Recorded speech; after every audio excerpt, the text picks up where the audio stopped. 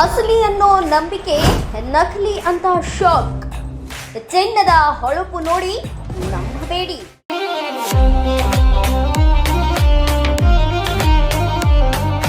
ಒಂದು ಕಡೆ ಜನರು ಬಂಗಾರ ಖರೀದಿಸಲು ವರ್ಷಗಳ ಕಾಲ ಕಷ್ಟಪಟ್ಟು ಹಣ ಜಮಾ ಮಾಡ್ತಾರೆ.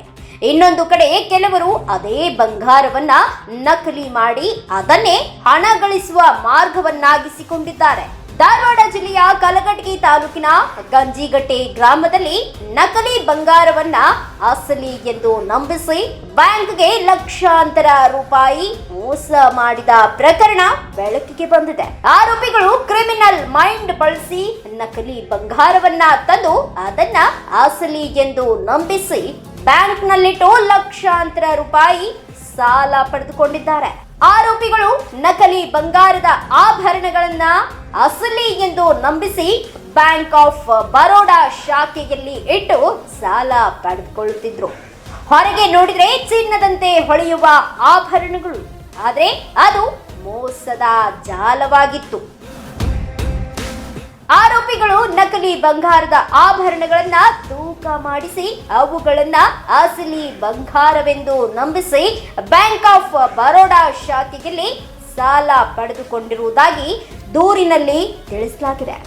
2025 ಆಗಸ್ಟ್ 4ರಿಂದ 2026 ಫೆಬ್ರವರಿ 9ರವರೆಗೂ ನಡೆದ ಈ ಕೃತ್ಯದಲ್ಲಿ ಸುಮಾರು 39.4 ಲಕ್ಷ ವಂಚನೆ ನಡೆದಿರುವುದಾಗಿ ಹೇಳಲಾಗಿದೆ.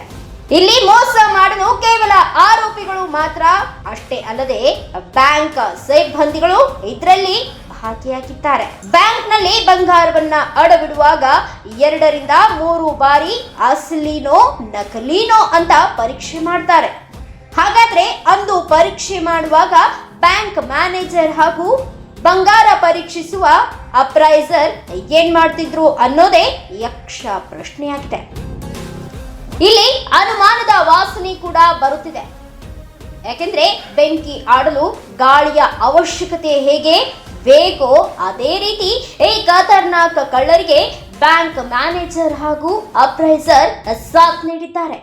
ಆವಾಗಲೇ ಇಷ್ಟು ದೊಡ್ಡ ಮಟ್ಟದ ಹಗರಣವಾಗಲು ಸಾಧ್ಯವಾಗಿದೆ. ಬೆಂಗಳೂರು ರಾಜ ಹಾಗೂ ರಾಹುಲ್ ಬೇಜ್ವಾಡ್ ಈ ಪ್ರಕರಣದ ಪ್ರಮುಖ ಕಿಂಗ್ ಪಿನ್ ಆಗಿದ್ದಾರೆ. ಇವರಿಬ್ಬರೇ ಈ ಪ್ಲಾನ್ನ ಮಾಸ್ಟರ್ ಮೈಂಡ್ಗಳು. ಪೊಲೀಸರ ಪ್ರಕಾರ ಈ ಪ್ರಕರಣದಲ್ಲಿ ಬಳಸಿದ ನಕಲಿ ಬಂಗಾರವನ್ನ ತಯಾರಿಸಿದ ಜಾಲ ದೊಡ್ಡದಿರುವುದು ಈ ಪ್ರಕರಣದಲ್ಲಿ ಬಳಸಿದ ನಕಲಿ ಬಂಗಾರವನ್ನ ತಯಾರಿಸಿದ ಜಾಲ ದೊಡ್ಡದಾಗಿರುವ ಸಾಧ್ಯತೆ ಇದ್ದು ಅದರ ಹಿಂದೆ ಇರುವ ಪ್ರಮುಖ ಆರೋಪಿಗಳನ್ನ ಬಂಧಿಸಲು ವಿಶೇಷ ಕ್ರಮ ಕೈಗೊಳ್ಳಲಾಗಿದೆ. ಯಾರೇ ಸಂಬಂಧಪಟ್ಟಿದ್ರೂ ಕಠಿಣ ಕ್ರಮ ಕೈಗೊಳ್ಳಲಾಗುತ್ತದೆ ಎಂದು ಪೊಲೀಸರು ತಿಳಿಸಿದ್ದಾರೆ. ಈ ದಂಧೆ ಕೇವಲ ಬ್ಯಾಂಕ್ಗೆ ಮೋಸ ಮಾತ್ರ ಅಲ್ಲ, ಇದೇ ಬಂಗಾರ ಮುಂದಕ್ಕೆ ಮಾರುಕಟ್ಟೆಗೆ ಬಂದಿದ್ರೆ ಎಷ್ಟೋ ನಿರಪರಾಧಿ ಜನರು ಮೋಸಕ್ಕೆ ಒಳಗಾಗುತ್ತಿದ್ರು ಅನ್ನೋದು ದೊಡ್ಡ ಪ್ರಶ್ನೆಯಾಗಿದೆ. News desk, Kannada Janashree news, Kalghatgi.